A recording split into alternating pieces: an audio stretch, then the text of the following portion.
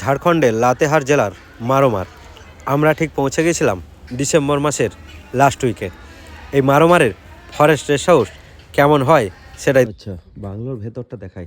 আমাদের যে রুমটা একদম এইরকম একটা ডাইনিং রয়েছে, এখানে একটা ইনভার্টার আছে, বেশিক্ষণ চলে না কিন্তু, দুটো রুম আছে। আচ্ছা, এই হচ্ছে ডাইনিং এরিয়া, এ হচ্ছে সিটিং এরিয়া, টি টেবিল, সকালে চা দিয়েছে। এই হচ্ছে রুম, বহু পুরনো।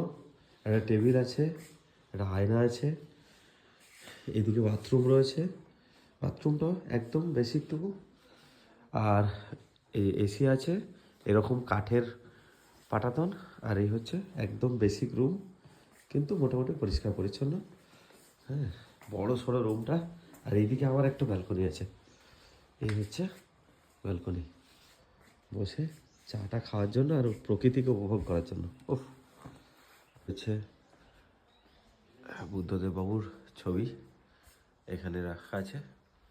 উনি যে এখানে বহুবার এসছেন সেটা আমরা জানি, ওনার লেখাতে পড়েছি, এবং ওনার লেখাতেই আমরা কিন্তু সেই রসদ পেয়েছি যে এই জায়গাটা কতটা প্রকৃতির সাথে, মানে কতটা প্রকৃতির কোলে একাত্ম হয়ে আছে।